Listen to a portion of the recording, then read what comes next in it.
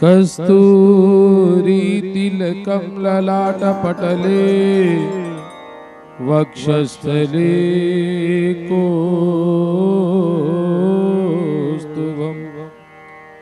नासाग्रे वरमौक्तिकं करतले वेणुकरे कंकणम् सर्वांगे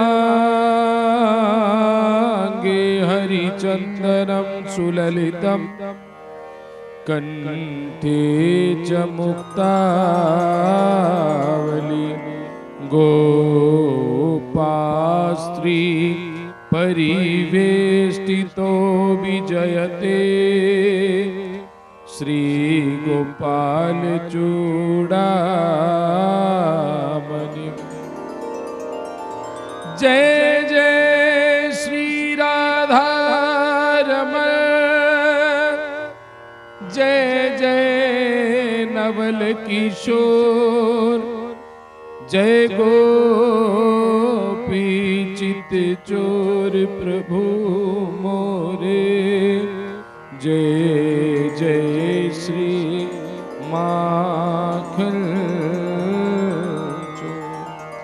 बोलो श्री बाल कृष्ण लाल की जय, राधा रमन सरकार की जय। जय श्री राधे, जय जय श्री राधे, जय जय श्री राधे श्याम। व्यासपीठ से वह सभी महानुभाव जो सोशल मीडिया के माध्यम से जो है हमें श्रवण कर रहे हैं, उन सभी को राधे राधे। और जिन्होंने भी अभी तक हमारे चैनल को सब्सक्राइब नहीं किया है, वो चैनल को सब्सक्राइब कर दें, जिनसे कि ये भागवत की कथा आप तक पहुंच सके, हर एक प्राणी तक पहुंच सके। और जो लोग सनातन से दूर जा रहे हैं, उन तक ये वाणी पहुंचे, क्योंकि ये वाणी भगवान की वाणी। भागवत जी स्वयं भगवान की वाणी। कल की कथा में हम लोगों ने श्रवण किया कि भक्ति दुखी है। और क्यों दुखी है? क्योंकि उसके पुत्र जो है वो तो तरुणी हो गई वृंदावन में आके, जवान हो गई वृंदावन में आके, परंतु उसके जो पुत्र हैं, कौन पुत्र हैं? ज्ञान और वैराग्य, ये दो पुत्र जो हैं वो भक्ति के हैं। ये दोनों जो हैं ये बूढ़े हैं, वृंदावन में आकर भक्ति जवान है। भक्ति अपने पुत्रों को बूढ़ा देखती है तो दुखी होती है। नारद जी जब इस वृतांत को जान गए तो नारद जी ने बताया कि ये सब जो है ये कलयुग के कारण ऐसा दुख आपको प्राप्त हो रहा है देवी। तब देवी भक्ति जो है वो नारद जी से कहते हैं कि हे ऋषिश्वर नारद जी, हे देव ऋषि नारद जी, आप ये बताएं कि राजा परीक्षित ने इस कलयुग को आने ही क्यों दिया? भाई इसमें इतने अवगुण हैं, तो इसको अपने राज्य में रहने क्यों दिया? तब नारद जी बोलते हैं कि सुनो, जब दिग्विजय करके राजा परीक्षित आए, तब उनको जो है कलयुग दिखाई दिया। और कलयुग में जितने अवगुण हैं राजा परीक्षित जानते हैं। राजा परीक्षित चाहते तो उसको वहीं मार सकते थे, उसकी हत्या कर सकते थे, उसकी वध कर सकते थे उसका, पर राजा परीक्षित ने ऐसा नहीं किया। राजा परीक्षित ने सोचा कि इसके अंदर सारे अवगुण हैं, ये अवगुणों से भरा पड़ा है, परंतु इसके अंदर ऐसा एक गुण है, ऐसा सुंदर गुण है कि उस सुंदर गुण के कारण से इसके सारे अवगुण जो है वो छिप जाते हैं। और वो गुण क्या है? वो गुण है कि इस कलयुग में भगवान जो है वो केवल नाम संकीर्तन से मिल जाते हैं।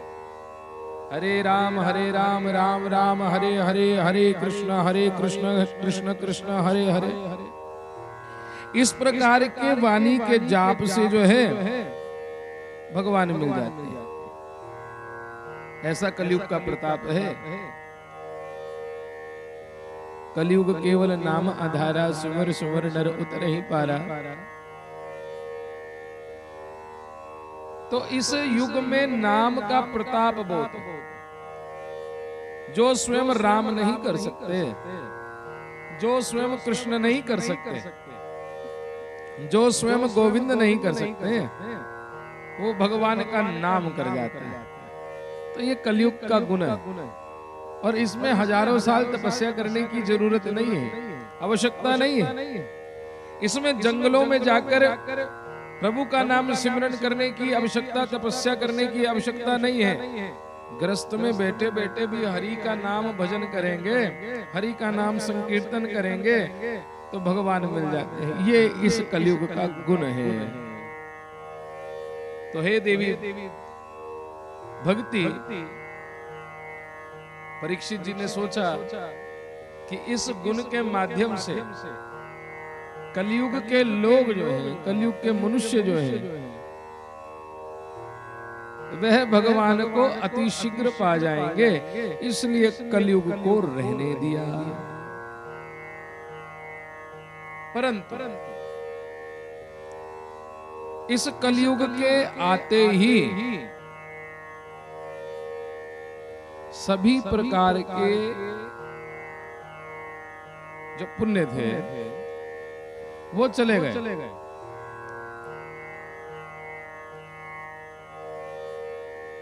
कोई पुण्य नहीं रहा, किसी चीज में आसक्ति नहीं रही। सतयुग में, द्वापर में, त्रेता में, सतयुग त्रेता द्वापर में ज्ञान और वैराग्य की प्रबलता थी। मुक्ति उसी को मिलती थी जिसके पास ज्ञान और वैराग्य है। आप सभी ध्यान से सुनिएगा। मुक्ति उसी को मिलती थी जिसके पास ज्ञान और वैराग्य है।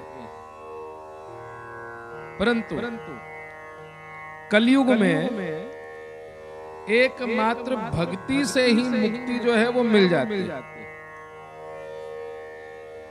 और नारद जी कहते हैं कि हे देवी भक्ति, परमात्मा ने तुम्हारी रचना ही इसलिए की है, और विशेषकर कलयुग के लिए तुम्हारी रचना की है, क्योंकि इस कलयुग में भक्ति तुम्हारी दासी है।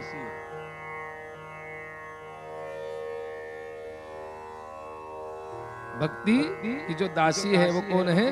मुक्ति है। इस कलयुग में मुक्ति ही जो है वो भक्ति की दासी है। तो भक्ति जिसे चाहे उसे मुक्ति दिला सकती है। ना ज्ञान की जरूरत है, ना वैराग्य की जरूरत है। नारद जी कहते हैं कि तुम तो कृष्ण की, श्री कृष्ण की प्रिया हो, प्राण प्रिया हो। जब तुमने श्री कृष्ण से पूछा कि भगवान मैं क्या कार्य करूं, तब भगवान ने आज्ञा दी कि तुम मेरे भक्तों का पोषण करो। तो तब तुमने जो है परमात्मा की बात मानी और ये कार्य किया कि भक्तों को तुमने पोषित किया। और जब भक्त पोषित हुए तो भगवान ने तुम्हें आशीर्वाद दिया, मुक्ति को तुम्हारी दासी बना दिया। और ज्ञान और वैराग्य को तुम्हारा पुत्र बना दिया। एक बार सभी बोलो बाल कृष्ण लाल की जय। मुक्ति को तुम्हारी दासी बना दिया और ज्ञान और वैराग्य को तुम्हारा पुत्र बना दिया। अब जिसके पास भक्ति हो उसको ज्ञान की भी प्राप्ति हो जाती है, वैराग्य भी आ जाता है और उसकी मुक्ति भी हो जाती है। परंतु कलयुग में जब चारों तरफ पाखंड छा गया, तब तुमने भक्ति को वैकुंठ में भेज दो, माफ कीजिएगा, तब तुमने मुक्ति को वैकुंठ में भेज दिया। अब जब तुम्हारी इच्छा होती है तब मुक्ति वैकुंठ से आकर मनुष्य को मिलती है। ध्यान दीजिएगा, ये बहुत तत्व की बात है। इसलिए हम प्रत्येक अध्याय की कथा कर रहे हैं, क्योंकि कहीं ना कहीं कथा जो है वो रह जाती है और कथा सभी प्रकार के दुखों को दूर करती है। इसलिए हमारा उद्देश्य, हमारे सतगुरु की प्रेरणा से ये उद्देश्य मिला है कि ये कथा जन जन तक पहुंचे। तुम्हारी इच्छा से मुक्ति मिलती है, जो भक्ति करता है उसको मुक्ति मिलती है, क्योंकि मुक्ति इस समय वैकुंठ में है। भक्ति की प्राप्ति करेंगे, भक्ति की प्राप्ति करेंगे तब मुक्ति मिलेगी। बिना भक्ति के मुक्ति नहीं मिल सकती। और भक्ति कैसे मिलेगी? भक्ति भाव से मिलेगी, भक्ति जो है वो श्रद्धा से मिलेगी, भक्ति जो है वो विश्वास से मिलेगी। मुक्ति को तो वैकुंठ में भेज दिया तुमने जब चारों तरफ पाखंड देखा, पर ज्ञान और वैराग्य तुम्हारे साथ रहे। अब कलयुग में तुम्हें तो सब प्राप्त करना चाहते हैं, भक्ति को तो सारे प्राप्त करना चाहते हैं, परंतु ज्ञान और वैराग्य को कोई भी प्राप्त नहीं करना चाहता। इस प्रकार भक्ति, अब वृंदावन में चले जाओ ना तो सारे उस जगह पर राधा राधा करते हुए मिलेंगे, राधे कृष्ण का सत्संग करते हुए मिलेंगे। अलौकिक जगह है, भक्ति का स्थान है। पर वहां से जैसे ही कर्म भूमि में अपनी पहुंचेंगे तो वो नाम कहीं ना कहीं जो है वो अदृश्य हो जाता है। अर्थात भक्ति जो है वो अदृश्य हो जाती है। तो इस कलयुग में भक्ति जो है वो वृंदावन में तो मिलेगी, परंतु ज्ञान और वैराग्य जो है इसका कोई ग्राहक नहीं मिल रहा है। इसलिए तुम्हारे पुत्र जो हैं वो बूढ़े हो गए हैं। अच्छा, भक्ति ने जब अपनी महिमा सुनी तो भक्ति बड़ी प्रसन्न हुई। नारद जी को उसने धन्यवाद किया, कोटि कोटि धन्यवाद किया कि नारद जी आपने बहुत सुंदर मेरी महिमा बताई है, तो मैं आपके हृदय में सदैव वास करूंगा। संतों के हृदय में कौन वास करता है? संतों के हृदय में सदैव भक्ति वास करती है। मैं आपके हृदय में सदैव वास करूंगी। आपके वचनों को सुनकर मुझे बड़ा आनंद मिल रहा है। और संत वो जिनके वचन जो है वो प्यारे लगे। आज भक्ति स्वयं प्रसन्न हुई है। महाराज मैं प्रसन्न हूँ, आपके हृदय में वास करूंगी। मेरी इतनी प्रार्थना है, जैसे मैं तरुण हुई हूँ वैसे मेरे ये पुत्र भी तरुण हो, इतनी कृपा कर दीजिए।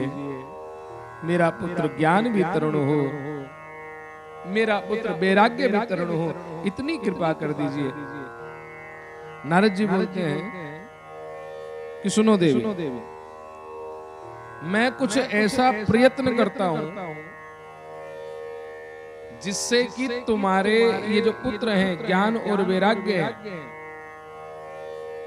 ये तरुण हो, जवान हो। तब वेद के मंत्रों का उच्चारण नारद जी जो है वो ज्ञान और वैराग्य के कानों में करने लगे। और जब वेद मंत्र पढ़े तब तो ज्ञान और वैराग्य जो है वो चेतन अवस्था में आ जाए, तरुण होने लग जाए। और जब वेद मंत्रों का जाप खत्म होवे, वेद मंत्रों की ध्वनियां खत्म होवे, गीता जी का पाठ खत्म होवे, तब वह दोबारा से जो है वो अचेत होने की अवस्था में आ जाए।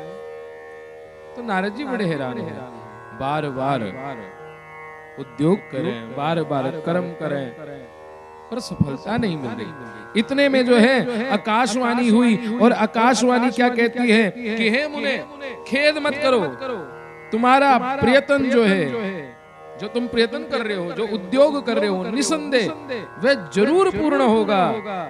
पर कैसे पूर्ण होगा? जब तुम्हें जो है संत मिलेंगे, और संत जब तुम्हें सत्य कर्म करने के लिए कहेंगे। ध्यान से सुनना, कब उद्योग पूरा होगा? जब तुम्हें संत मिलेंगे, और वो संत जो हैं जब तुम्हें सत्कर्म करने के लिए कहेंगे, तब तुम सफल हो जाओगे। इतने में आकाशवाणी जो है वो चुप हो गई। नारद जी सोचने लगे, अब ये कौन से संत मिलेंगे, ये तो बताया नहीं, एड्रेस बताया नहीं, नाम बताया नहीं, कौन से संत मिलेंगे और किस सत्कर्म के लिए वो कहेंगे, ये नहीं बताया। ना ये बताया कौन से संत मिलेंगे, और ना ये बताया कि कौन से जो है वो संत सत्कर्म कहेंगे। अब दोनों में बहुत बड़ी कंफ्यूजन है। अब कौन संत मिलेंगे, उनको कहां से ढूंढे? और संत भी परमात्मा की कृपा से नहीं मिलते, संत भी भगवान की कृपा से नहीं मिलते, और बिना संतों के संग के विवेक की प्राप्ति नहीं होती। बिनु सत्संग विवेक न होई, और राम कृपा बिनु सुलभ न सोई।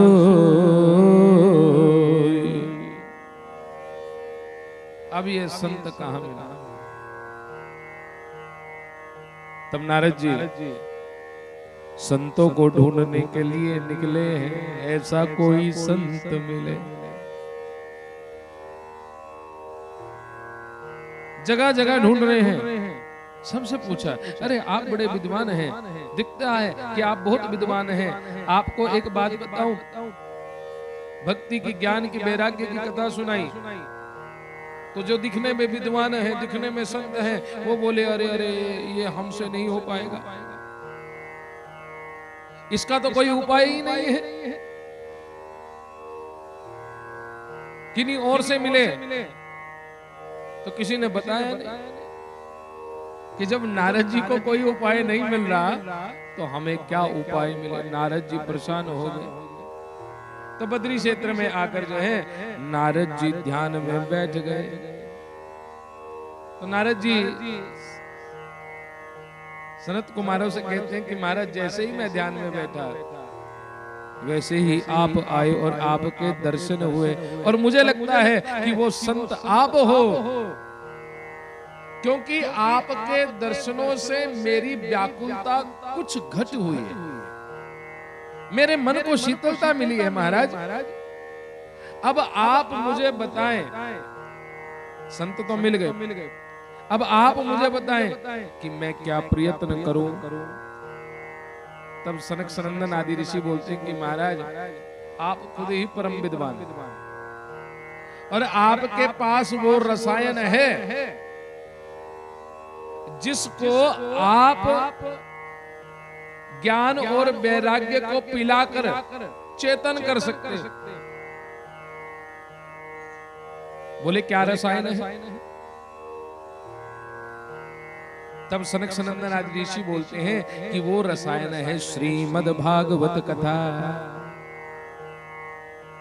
श्रीमद् भागवत कथा रसायन वो आपके पास है, क्योंकि ब्रह्मा जी ने आपको सुनाई है। आप उस रसायन को, ज्ञान और वैराग्य को सुनाइए, और उस रसायन के प्रभाव से ज्ञान भी तरुण होगा और वैराग्य भी तरुण होगा। महर्षि नारद जी बोलते हैं कि हे ऋषियों, मैंने वेद पढ़ा दिए, मैंने गीता बोल दी कान में, मैंने ऐसा कोई श्लोक नहीं छोड़ा जो वेदों में ना हो, सब कुछ मैंने सुनाया। और वेदों का सार ही तो जो है वो श्रीमद् भागवत जी में है। जब वेद ही सुना दिए तो ज्ञान वैराग्य खड़े नहीं हुए, तो उनके सार से कैसे खड़े हो जाएंगे? बड़ा सुंदर सनंदन आदि उदाहरण देते हैं कि सुनो नारद जी, दूध में मक्खन होता है, दूध में मक्खन होता है, पर जो काम मक्खन कर सकता है वो दूध नहीं कर सकता, है कि नहीं? अब हम दूध पिए, जबकि दूध का सार जो है वो मक्खन है, दूध में से ही माखन निकला है, मक्खन निकला है, परंतु मक्खन का अलग कार्य है और दूध का अलग कार्य है। मक्खन का स्वाद अलग है और दूध का स्वाद अलग है। उसी तरह गन्ने में से शक्कर निकली है, गन्ने में से शक्कर निकली है, पर गन्ने का स्वाद है तो मीठा। देखो, अभी कई लोग प्रश्न करेंगे कि उसका भी मीठा, उसका भी मीठा। अरे भैया, बाजार में जलेबी खाओ तो वो भी मीठी है, गुलाब जामुन खाओ वो भी मीठा है, रस मलाई खाओ वो भी मीठी है, पर सब मीठे का स्वाद अलग अलग है। तो गन्ने के अंदर जो मीठा है वो शक्कर के रूप में निकल के बाहर आता है, शक्कर का स्वाद अलग है। तो महाराज इस प्रकार सब वेदों का सार जो है वो श्रीमद् भागवत कथा है।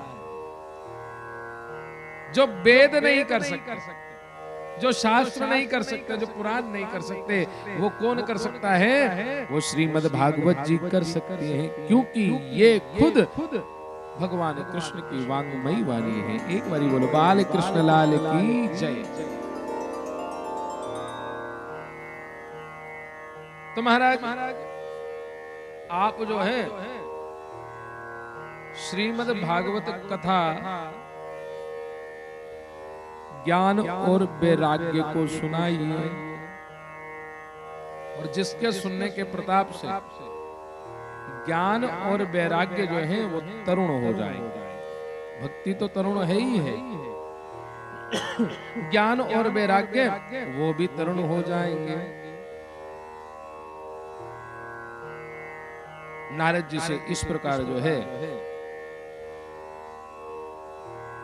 सनक सनंदन आदि ऋषि ने ज्ञान और वैराग्य को तरुण करने का उपाय बताया है। यहाँ पर आज की कथा को हम विश्राम देते हैं, और किस प्रकार ये उपाय जो है वो नारद जी करते हैं, क्या विधि है, ये सनक सनंदन आदि ऋषि कल की कथा में बताएंगे। आज की कथा को ही विश्राम। और अभी तक जिन्होंने इस कथा के चैनल को सब्सक्राइब नहीं किया है वो सब्सक्राइब कर दीजिए। आपका परिणाम हमारे लिए लाइक है। कथा का प्रचार, इसका शेयर का बटन है, आप शेयर कीजिए, लाइक कीजिए। ठाकुर जी आप पर कृपा करें। बोलो श्री बाल कृष्ण लाल की जय।